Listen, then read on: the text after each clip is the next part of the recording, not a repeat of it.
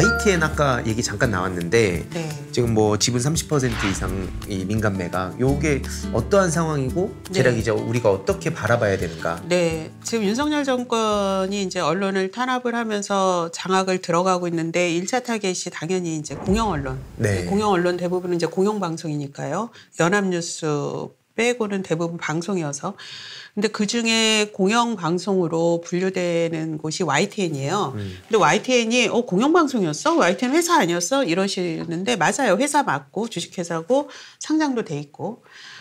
그럼에도 YTN의 지분은 공기업 지분이 많습니다. 그러니까 YTN은 처음에 연합뉴스 옛날 연합뉴스의 전신인 연합통신이 설립한 채널이었는데 초반에 어려웠어요. 잘 안 됐어요.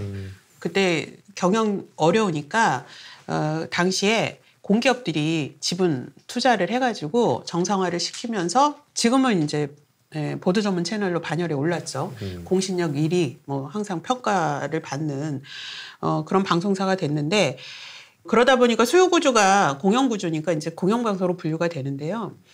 이게 취약한 구조예요. 1대 주주, 2대 주주, 3대 주주가 공기업이긴 한데 이 공기업들이 나 지분 팔래. 이렇게 되면 그 구조가 그냥 무너지는 구조였어요. 네.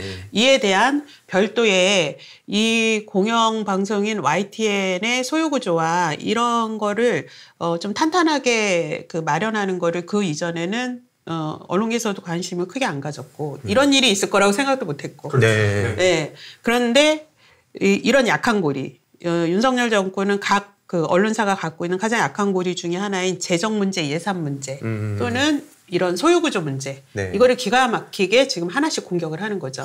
근데 왜 그런 YTN이었냐. 네. 미운털이 박힌 거예요. 윤석열 대통령과 그 배우자 김건희 씨를 대통령 선거에도 가장 비판적으로 보도한 것 중에 하나예요. 네. 근데 비판 보도했다라고 미운털이 박히는 거는 비정상이잖아요. 네. 언론은 당연히 권력 감시하는 거고 그렇죠. 대통령 선거가 가장 큰 권력 감시 중에 하나인데 그 보도를 마음에 들지 않는다는 이유로 언론사를 탄압을 하면 안 되는 거잖아요. 그쵸. 근데 그 선거 기간에 국민의힘에서는 대선 전부터 이 YTN을 막 수시로 국민의힘 지도부하고 막 의원들이 가서 항의 방문하고요. 대표 나오라고 하고 막 계속 그랬습니다. 제가 YTN 시청자위원으로 활동하고 있는데요. 네. 너무 심각해서 시청자위원회에서 공개 성명을 내기도 했어요. 이렇게 정치 권력이 언론사 와서 이런 부당한 압력 행사하지 마라. 네. 보도에 대해서 불만이 있거나 이러면 중재위도 있고 소송도 있고 정당한 창구로 해라. 그 소속 국회 상임위 국회의원들이 막 와서 진을 치고 항의 방문하고 그러면 그게 언론사에 얼마나 압박이 되겠어요. 그렇죠. 그런 행위를 수시로 했었어요. 했었고 선거방송심의위원회도 윤석열 후보하고 김건희 씨 관련한 보도에 대해서 민원을 YTN 보도 관련해서 많이 냈습니다. 그러더니 정부 출범 후에 2022년 9월에 갑자기 최대 주주가 한전 KDN인데 지분 매각하겠다고 나온 거예요. 근데 그 당시에도 한전은 아니 우리 여기 적자가 아니에요. 지금 YTN이 흑자 내고 있어요. 그래서 아니 매각하는 것보다 지분을 매각하는 것보다 보유하는 게 우리는 더 자산 건전성이 높습니다. 이렇게 했는데 공공기관 운영위원회 뭐 등등 재정기획부가 주관하는 회의 이후에 바뀐 거예요. 기조가. 매각한다고. 그래서 1대 주주가 매각한다. 이 산업부가 주관하는 민간합동혁신 TF가 있습니다. 거기서 2줄짜리 검토 의견이 나와요. 매각을 권고해요. 그랬더니 입장이 바뀌어요. 개입이 됐다라고 볼 수밖에 없죠. 그쵸. 의심될 수밖에 없잖아요. 그러면서 공공기관 자산 효율화 계획에 YTN을 포함시킵니다. 그러면서 공기업이 가지고 있는 지분을 매각을 계속 시키는데 1대 주주 한전 KDN이 매각한다라고 2대 주주 한국마사회까지 지분을 매각한다고 나옵니다. 이러면서 시장에서는 정부가 YTN 팔려고 한다. 이러니까 문재인 정부 때부터 YTN을 인수하겠다고 공개적으로 선언하면서 TF팀까지 꾸렸던 한국경제. 한국경제의 주주가 누군지 아시죠? 정경련, 예전엔 정경련이었고요. 지금은 정경련의 핵심 그룹들이. 그러니까 사실은 재벌들이 소유한 신문이에요. 그 한국경제가 보도 전문 채널을 갖고 싶은 거예요. 지금은 일반 채널만 갖고 있으니까 네. 매일경제는 MBN 종합 네. 채널을 갖고 있잖아요. 종편을. 네. 그러니까 본인들이 종편에 버금가는 보도 전문 채널을 갖고 싶은 거죠. 한국경제가 인수하겠다 나서고요. 여기에 또 한국일보를 소유한 동아기업이 우리도 관심 있다. 그다음에 국민일보 대표적인 종교신문이죠. 거기도 관심 있다. 이러다가요. 4월에는 또 어떤 기막힌 일이 있냐면 동아일보는 YTN TV 채널을 갖고 YTN 라디오는 TV조선이 갖는다라는 분한 인술서까지 나와요. 이거는 뭐냐면 찢어서 팔겠다는 거예요. 네. 아니 팔은 누구에게 주고 다리는 누구에게 주고. 그래서 언론 시민단체들이 이제 긴급하게 교탄 회견도 하고 동아일보 입장 밝혀라, TV조선 네. 입장 밝혀라 이러는데 뭐 TV조선은 입장 밝히질 않았고요. 동아일보는 김재호 대표가 우리는 그런 적 없다. 그냥 사석에서 걱정하는 얘기를 했다. 네. 걱정하는 얘기를 했지 우리가 인수한다고 한 바는 없다. 그래서 다행히도 동아일보가 인수는 안 할 거예요. 물론 말이 바뀔지는 모르겠지만 네. 이렇게까지 지금 YTN을 조각조각 내겠다라는 상황이고요. 이렇게 되면 지금 1대 주주하고 2대 주주 지분 매각은 매각 주관사까지 선정이 됐어요. 근데 매각 주관사 선정도 진통을 겪었습니다. 보통 이제 증권사들이 하게 되는데 서로 안 하겠다 그랬어요. 그래서 지금은 3일회계법인이 두 곳을 다 하는데 이것도 3일회계법원이 두 곳을 다 한다는 것도 많은 의심을 좀 사고 있어요. 동시 이제 신속하게 매각 처리를 하려고 하는 거 아니냐 이렇게 보고 있는데요. 지금 YTN 노조 등 YTN 기자를 포함한 내부에서는 이번에 이 지분 매각을 큰 위험으로 보고 있습니다. 이거는 언론 장악에 외조하다. 왜냐하면 KBS나 MBC처럼 이사나 대표이사 선임을 통해서 장악을 못하니 YTN의 지분을 팔아서 민간에 매각을 해가지고 결국은 장악하겠다는 구도다. 이거는 언론 장악에 외조하다. 또 하나는 24시간 보도 전문 채널이 보수적인 매체나 재벌에 매각됐을 때의 그 여파에 대해서는 우리 사회가 일찍이 겪어본 바가 없는 거예요. 조중동 등 보수신문이 종편을 갖게 되면서 미디어의 공공성을 완전히 황폐화시켰다는 게 지금 10년간의 평가거든요. 네. 종편의 등장만으로도 이렇게 미디어 생태계가 황폐화가 되는데 24시간 보도 전문 채널이 그것도 보수 우익 성향의 전문 채널이 보도 채널이 생겼을 때 이게 한국 사회에 어떤 영향을 미치고 미디어 시장에 어떤 영향을 미칠 거냐. 이거는 학계도 매우 우려를 하고 있습니다. 이러는 가운데 YTN의 지분 매각은 착착 진행 중인데요. 이게 완성이 되려면 방송통신위원회 승인 과정을 거쳐야 돼요. 여기에 또 방송통신위원장 한상혁 위원장을 빨리 쫓아내야 되는 이해관계가 또 맞물려 있죠. 그 길목을 그러니까 한상혁 위원장이 막고 있다. 이렇게 볼 수도 있죠. 된다. 네. 이렇게 저기서는 생각을 할 가능성이 매우 높네요. 네. 아니 이걸 듣다 보면 이게 기자나 혹은 뭐 소속된 사람들 입장에서 진짜 피가 거꾸로 솟을 상황인 거잖아요. 이게 그렇습니다. 뭐 보수 진보 성향을 떠나서 이거 그냥 말이 안 되는 일들이 벌어지고 있는데 좀 주의 뭐 아는 분들도 계실 테고 좀 어떤 거 같으세요? 요게 이제 제 주변 사람들은 관심이 없습니다. 그러니까 이런 그래요? 중요한 상황임에도 불구하고 언론계의 이 시민단체나 학자들이 관심을 갖고 있는 거지 기자들 자체는 그렇게 크게 관심을 갖고 있는 것 같지는 않아요. 근데 예를 들면 뭐 YTN의 이제 내부 노조에서는 뭐 예전에 이제 김어준의 뉴스공장도 나와서 이 비판을 하고 그렇게 했었는데 사실 그런 창구들이 착착착 없어지고 있는 상황이니까 그 내부에서 얘기가 나오더라도 바깥쪽에 이렇게 보도가 되는 사례도 많이 없는 것 같아요. 아니 저는 그게 불만인 게 사실 요 언론 쪽뿐만 아니라 그냥 우리가 살아가면서도 막 노조라고 하면 극성 맞고 막 자기들 이익만 생각하는 것 같고 이런 식으로 생각하는 사람들이 꽤 많아요. 되게 진보적인 생각을 가진 사람임에도 불구하고 너무 극단적이다 막 이런 생각을 가진 경우가 있는데 근데 이게 또 제 입장에서 딜레마는 뭐냐면 다른 쪽에서는 왜 거리에 사람들이 저렇게 집회 시위를 하러 나오는가를 들어야 된다라고 얘기하는 경우에도 막상 내 주변에 있는 그런 건 너무 불편해하는 걸 보면서 약간 그 이중적이라는 생각도 들고. 근데 저는 이 노조라는 곳에 그 의미부터 생각을 좀 해보시고 그런 이제 생각을 말씀들을 하셨으면 좋겠는데 이 노조라는 것은 그러니까 회사와 그리고 일반 그 노동자 1대1 관계로는 이 정보의 불균형 그리고 아예 무기의 평등이 있지 않기 때문에 이 개인은 회사를 이길 수 없어요. 그래서 이 회사에서 한 명 한 명이 이제 서로를 지켜주기 위해서 만들어진 게 노조인 거고요. 최근에 경찰이 강경 진압을 했던 이제 노조원들이 있습니다. 한국노총 이제 그 산하의 뭐 포스코 쪽에 있는 분들인 걸로 제가 간부들인 걸로 알고 있는데 진압봉으로 그냥 진압봉으로 때렸던 거. 지금 뭐 국민의힘이나 대통령실에서는 강경 진압이 아니다. 그 노동자들이 그렇게 뭐 무력으로 덤벼들었기 때문에 우리도 강경 진압을 할 수밖에 없었다라고 얘기하고 있는데 그 사람들이 왜 그 자리에까지 올라갔는지, 그러니까 뭐 불법 시위를 뭐 계속 두고 볼 수 없다라는 취지로 계속 얘기하고 있는데 그런 불법 시위를 할 수밖에 없었던 이유들이 있습니다. 근데 언론 보도는 그런 게 많이 나오지 않아요. 그 당시에 이 한국노총의 간부들이 이제 고공농성을 할 수밖에 없었던 이유는 왜 포스코 그 재하청, 그 하청 문제 때문에 했던 거예요. 근데 그런 내용들이 아무것도 없이 그 노동자들이 경찰이랑 맞서는 모습만 보여주면 노동자들이 굉장히 과격하고 그렇게 보일 수는 있죠. 다만 이 노동자들이 그렇게까지 이제 시위에 나오고 계속 문제를 삼을 수밖에 없는 이유는 현장에서 회사와의 이제 갈등이 있는 거고, 그리고 회사가 그 노동자 한 명 한 명과의 협상에 이제 나서지 않는 거고, 그런 문제들을 우리가 좀 고쳤으면 좋겠다라고 얘기하면서 이제 나설 수밖에 없는 거고요.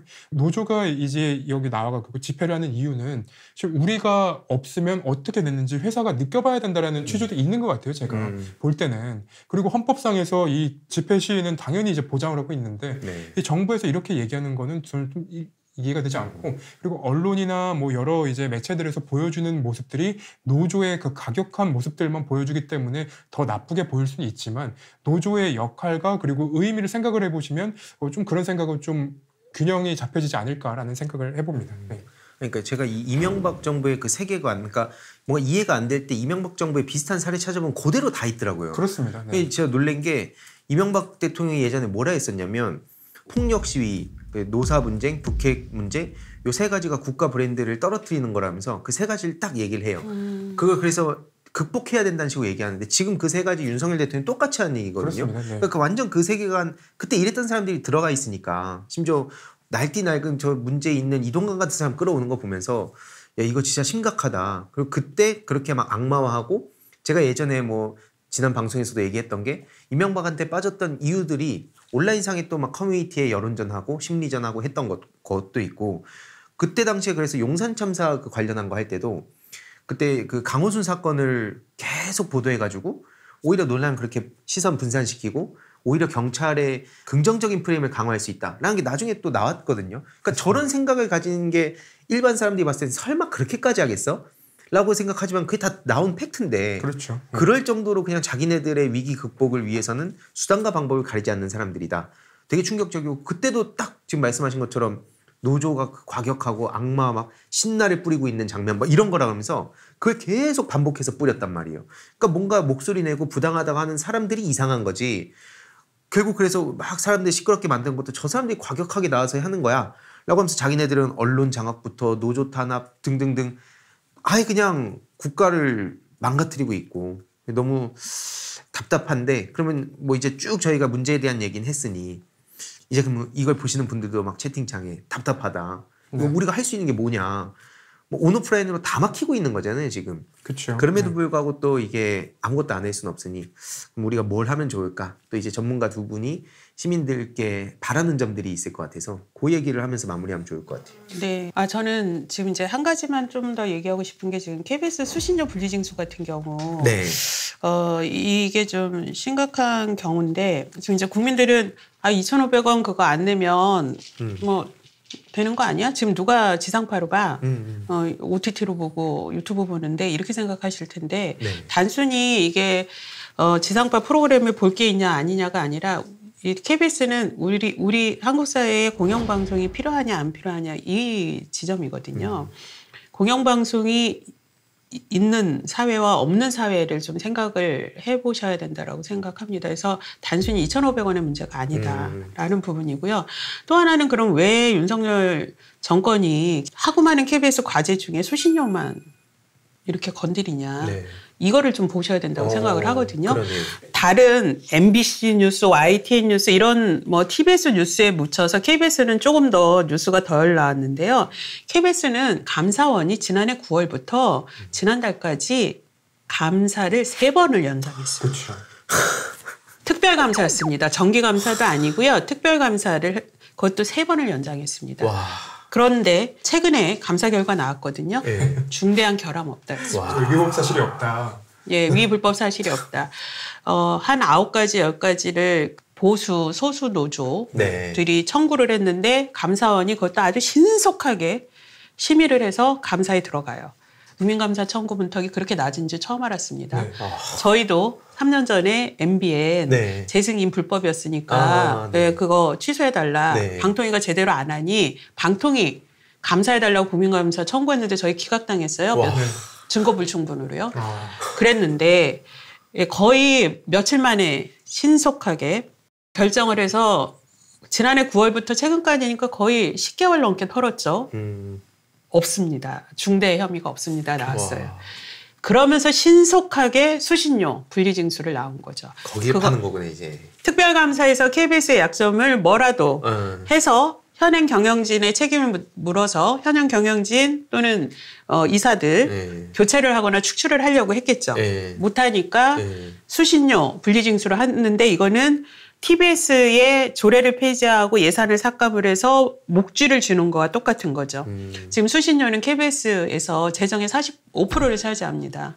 근데 KBS가 현재까지도 올해 적자예요. 이런 상황인데 이 45%가 만약에 수신료를 통합징수하다 분리징수하면 징수율이 낮아질 거 아닙니까? 그럼 경제적 타격이 심해지죠. 그러면 무력화되는 거죠. 그렇죠. 그리고 예산이나 재정으로 목줄을 주면 구성원들이 목소리를 강하게 내지 못하는 거죠. 그렇죠. 그걸 노린다고 생각을 하거든요. 그러니까 이게 수신료가 지금 KBS를 장악하기 위한 수단의 하나로 활용이 되고 있다. 그래서 앞서도 말씀드렸지만 방송통신위원회 5명의 정상적인 위원회 구조도 아닌 2명의 여당 추천위원만 있는 상황에서 졸속으로 의결을 해버렸어요. 근데 수신료 문제는 우리 사회에서 매우 중요한 사회적 이슈입니다. 네. 이거를 어떤 사회적 공론화도 거치지 않고요. 특히 공영방송의 재원 구조를 공영방송의 주인인 국민에게 묻지도 않고 또 국회도 거치지도 않고 따지지도 않고 단 몇 분 만에 이 기형적인 방송통신위원회에서 일방적으로 졸속 처리할 문제가 아니라는 거죠. 그래서 막 보수 언론이 어제는 또 이런 기사가 나왔습니다. 그 운동하는 헬스장에서 그 러닝 머신에 그 TV 모니터가 달려 있는데 하나당 2,500원씩 해서 수십 대를 해서 나는 월 8만 얼마를 내고 있다. 이런 사례를 막 적극 대대적으로 보도하고 있어요. 근데 같은 헬스장이면 2,500원만 내는 거 아닌가요? 그러니까 이거는 만약에 그 수신료의 불합리성이 있다면 그거는 개선을 할 문제인 거지. 그쵸. 이 사례가 수신료가 존재하지 않아야 될 이유가 아니거든요. 그쵸. 근데 국민들의 감정을 자극을 하는 겁니다. 이런 보도들이 또 사례들이 나오면서 수신료는 불필요한 존재처럼 네, 이렇게 여론몰이를 하고 있는데요. 지금 워낙 곳곳에서 YTN 팔아넘기고 MBC 탄압하고 압수수색하고 지금 또 MBC는 국세청 동원해가지고 지금 몇백억에 또 징수를 했어요. 뭐 경제적 탄압을 지금 곳곳에서 하고 있으면서 KBS 흔들기에 본격적으로 나선 이 문제에 대해서 좀 유심히 봐주셔야 된다라는 생각입니다. 그러니까 이게 겉으로는 뭐 MBC, 뭐 KBS 등등 막 정상화라고 하지만 그 이제 진짜 말장난이고 실상은 무력화시키려고 하는 거에 이제 탈탈 털어도 안 나오니까 이제 그 분리징수 가지고 이제 또 앞으로 요 사이에도 그렇고 여론전을 계속 또 하겠네요. 막 방금 말씀하신 사례처럼. 그렇죠. 그 약한 고리인데 사실 수신료가 KBS만 다 가는 거 아니거든요. 그 수신료 하게 되면은요 통합징수하면서 한전에 450억의 전 수수료 수익이 있는 걸로 알아요. 근데 한전이 계속 적자라는데 왜 이거를 분리징수를 합니까? 그것도 말이 안 맞거든요. 그리고 수신료 2,500원 중에 60원인가 이거 정확치 않은데 EBS에도 또 그렇죠. 갑니다. EBS의 주요 재원이기도 해요. 근데 이런 논의가 전혀 없이 공영방송이 제 역할을 못했다.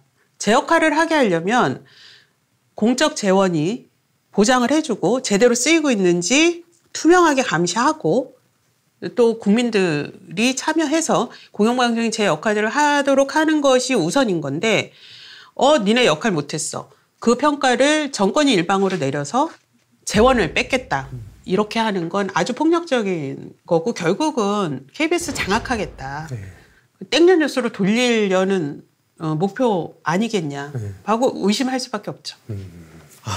진짜 별일이 너무 다 벌어지고 있는 상황인데 그럼 아까 뭐 말씀드렸듯이 결국엔 이제 뭐 슬슬 우리가 어떻게 하면 좋을까에 대해서 혹은 뭐 당장 뭘 할 수 있는 건 사실 저도 되게 제한적이라고 생각은 해요. 다만 그럼 어떤 뉴스에 주로 관심을 가져야 될까? 방금 말씀 주신 KBS 고건도 있을 수 있고 주목해야 될 이슈 혹은 뭐 이런 건 했으면 좋겠다 하는 거에 대한 두 분의 말씀을 듣고 마무리를 하면 좋을 것 같습니다. 그 사회의 문제는 원래 이렇게 딱 하나만 떨어뜨려 놓고 볼 수가 없어요. 그러니까 이 맥락을 따라가면서 그 맥락 속에서 이 뉴스가 왜 나왔는지 생각을 해봐야 되는데 문제는 우리 방송을 보시는 분들이나 일반 이제 시민분들은 당장 먹고 사는 것도 힘든 상황에서 그런 뉴스들까지 하나하나 다 챙겨볼 여유가 없으세요. 그렇죠. 근데 그럼에도 불구하고 이제 하나를 좀 요청을 드리자면 답답한 마음은 이제 모두가 갖고 있는 건데 이 답답한 마음을 조금 내려놓으시고 사실관계가 무엇인가를 좀 빼서 보는 눈을 좀 갖고 있으시면 좋을 것 같아요. 이게 굉장히 이제 불편한 그 요청이에요. 왜 그러냐면 제가 이제 다른 뭐 뉴스들이나 아니면 이제 제 기사에도 많은 분들이 댓글을 달아주시는데 그 댓글 중에는 우리가 모든 뉴스를 다 볼 수는 없는데 답답하다라는 얘기들도 종종 달립니다. 네. 그러함에도 사실 이렇게 요청을 드리는 건 그만큼 현장에서 사실관계를 밝히기 위해서 일하는 기자들도 아직은 남아있다라는 점 때문에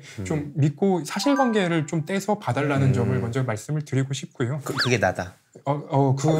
저는 이제 겸손하게 열심히 해보겠습니다. 네네. 그리고 윤석열 정부에서는 이제 정책이 없는 게 지금 정책입니다. 사실 뭐 예를 들면 이 부산, 지금 후쿠시마 오염수가 방류가 되는데 그 지방으로 내려가면 이 어민들에 대해서 어떤 보상을 해줄지 그리고 이 오염수 방류 문제를 막기 위해서 어떤 일을 해야 되는지 지자체들이 별로 대책이 없어요. 왜냐하면 이 정책을 내는 순간 중앙정부와의 이제 입장이 완전 반대가 되는 거고, 그러니까 그 입장을 내지 않고 어민들이 뭐 공포에 떨지 않게 뭐 정책을 내지 않는 거다 이런 식의 입장들이 나오는 것 같은데요.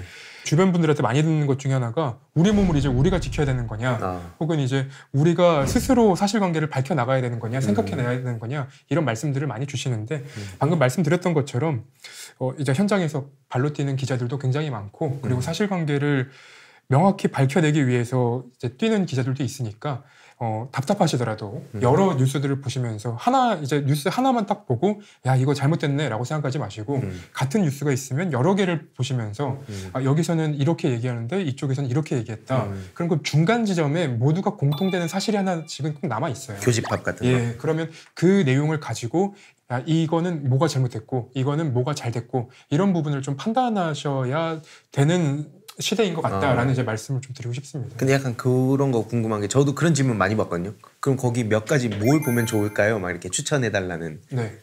그 기사들을 보면 요즘 기사들은 사실이랑 의견을 굉장히 섞어서 얘기해요. 섞죠. 근데 그 사실과 의견을 떼서 보려면 또 떼서 볼 수 있습니다. 예를 들면 뭐 윤석열 정부의 후쿠시마 오염수 방류에 대해서 뭐 시민들은 긍정적으로 답했다. 뭐 이런 식의 이제 기사들이 있는데 그럼 긍정적으로 답했다면 뭐를 근거로 긍정적으로 얘기를 했다는 건지 부정적으로 얘기하면은 뭘 가지고 부정적으로 얘기를 했다는 건지 그런 부분을 찾아낼 수 있어요.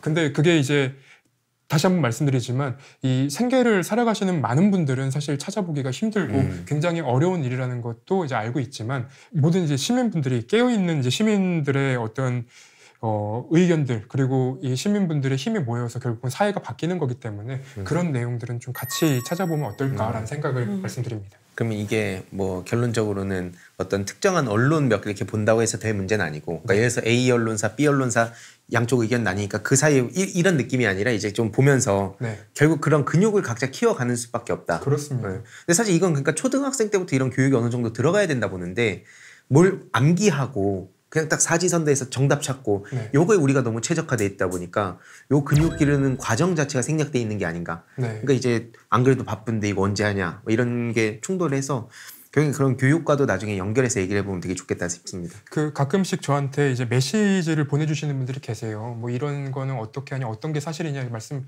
주시는데 그분들한테 이제 말씀드리는 거는 이런 거는 제가 취재해 보니까 사실입니다. 그리고 이런 거는 제가 사실관계가 파악이 안 됐습니다. 뭐 이렇게 말씀을 드리긴 하거든요. 그래서 궁금한 게 있으시면 언제든 뭐 저한테 연락을 하셔도 저는 답변을 드릴 수 있으니까요.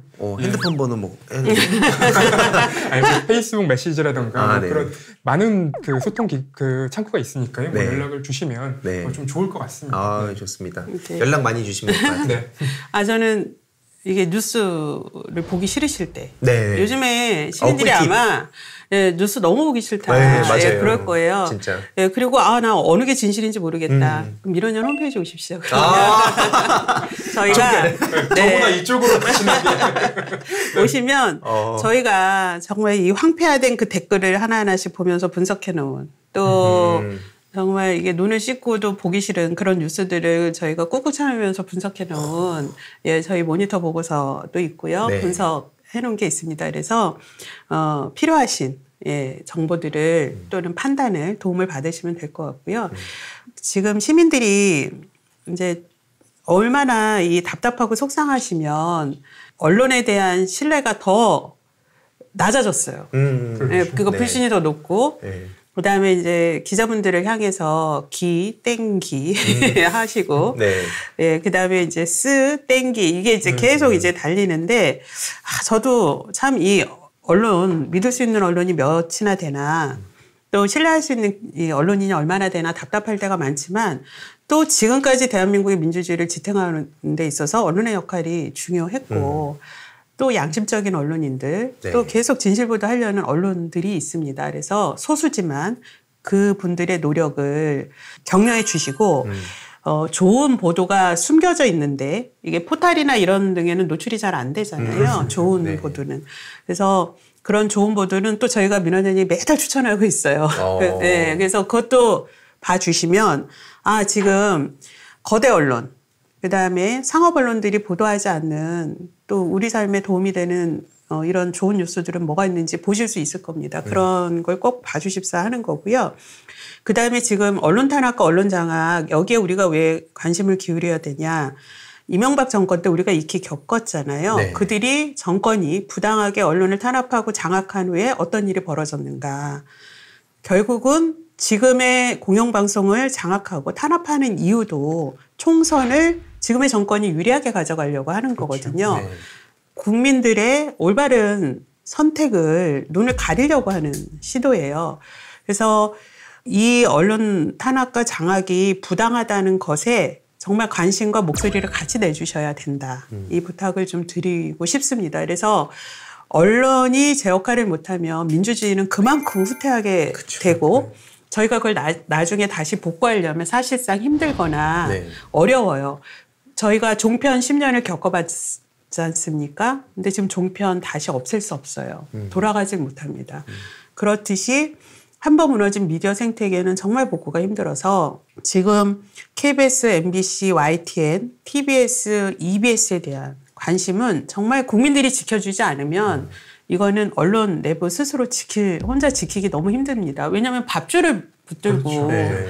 밥줄을 붙들고 있는데 이분들이 위험한 상태에서 밥줄을 포기하고 거리로 다 나온다는 건 쉽지 않거든요. 물론 저는 어느 위험 수위가 되면 언론인들이 각성을 하셔서 지금껏 언론 자유를 지켜냈듯이 저는 이분들이 결단할 거라는 믿음은 흔들리지 않습니다. 그때 힘을 보태주셔도 좋지만 지금도 분투하고 있는 언론인들을 향해서 격려를 해주시고 저희 민주언론 시민연합 같은 시민단체에서도 노력을 하고자 합니다. 감사드립니다. 결론을 좀 정리를 해보면 이제 민원연 홈페이지에 들어오셔서 이렇게 쭉 보시면 대략 내용들이 다 담겨 있고 또 이렇게 열심히 하는 분들 막 우리가 후원도 할 수 있는 상황 아닙니까? 후원도 해서 더 많은 일들 할 수 있도록 요즘 말로 이제 돈줄 낸다 하잖아요. 돈줄도 많이 내주시는 그러면서도 궁금한 기사 있으면 여기 김태형 기자님한테 뉴스버스 김태형 기자 연락 막 하시면 됩니다. 네, 제보도 많이 주시고요. 네. 아 그렇죠. 제보 같은 것도 진짜 중요하죠. 그렇습니다. 가끔씩 이제 제보 주시는 분들이 계신데요. 제보를 주시는 분들이 항상 갖고 계시는 아이템들, 그 제보 내용들을 저희가 모두를 다 볼 수는 없지만 이분들이 제보를 주면 저희가 성실하게 그 내용을 사실관계를 찾아보는 노력들은 하고 있으니까요. 가감없이 주시면 저희가 취재를 해보겠다 뭐 이 말씀을 드리겠습니다. 네, 그리고 시민들의 가장 강력하고도 큰 지지는 후원입니다. 간혹 오랜 동안 민원을 후원했는데 왜 언론이 안 밝히냐, 너무 답답해서 나는 후원을 좀 쉬고 싶다 이런 분들이 있으세요. 그 답답함은 알지만 답답함 와중에도 시민들이 후원해 주신 힘으로 우리 사회가 계속 발전하고 있고 지금도 느리지만 발전하고 있다고 생각을 합니다. 퇴행을 하지만 언젠가는 다시 퇴행한 것만큼 더 앞으로 진보하는 게 저는 민주주의라고 생각을 하고요. 제가 노무현 대통령과 생전에 일을 할 때 노무현 대통령님이 가장 중요한 과제 중에 하나로 언론개혁을 늘 중시를 하셨어요. 네. 그리고 그 나라의 언론 수준은 그 나라의 민주주의 수준과 같이 간다. 네. 그 말씀을 계속 하셨거든요. 이 노무현재단 회원님들 그리고 또 노무현재단에 관심 갖는 시민분들이 다른 어떤 문제보다도 언론개혁에 관심을 갖고 지치지 말아 주십사 하는 당부를 좀 드리고 싶습니다. 그리고 마지막으로 저희가 지금 TBS 이게 신문의 품으로 다시 저희가 찾아와야 되거든요. 그래서 지금 시민들이 조례를 만들었어요. 25,000명의 서울 시민이 서명을 하면 서울시의회에서 자동 심의를 합니다. 물론 국힘이 지금 3분의 1을 장악하고 있지만 저희가 시민들이 조례로 낸 안을 아무리 국힘이 장악을 하고 있어도 무시할 수 없거든요. 그 여론의 압력도 매우 중요합니다. 네. 정권이 좌우하는 TBS가 아니라 시민의 참여를 결정하는 그리고 방송의 독립성 보장하는 그 조례를 저희가 만들어서 지금 서명을 받고 있습니다. 민원연 홈페이지에 오시면 그 온라인 서명할 수 있는 창이 바로 뜨거든요. 그래서 이 9월까지 저희가 25,000명을 모을 건데요. 이 서명에도 서울 시민분들이 힘을 보태주시기를 간곡히 부탁드리고 싶습니다. 네, 내가 그럼 당장 할 수 있는 것들 큰 부담 가지 않는 선에서 할 수 있는 그 내용들을 두 분께서 잘 말씀해 주신 것 같아서 그런 거 하나씩 하다 보면 또 우리가 원하는 방향으로 사회를 바꿔갈 수 있지 않을까라는 기대를 저도 갖고 있고요. 아무튼 두 분 모시고 되게 심각한 주제이지만 좀 되게 쉽게 풀어갔다고 생각을 합니다. 또 궁금하신 거나 뭐 원하는 내용 있으면 채팅창이나 댓글로 남겨주시면 저희가 또 이런 자리 마련할 테니까요. 의견 편하게 남겨주시고 오늘 방송은 여기서 마무리하도록 하겠습니다. 저희 살아서 만나요. 네.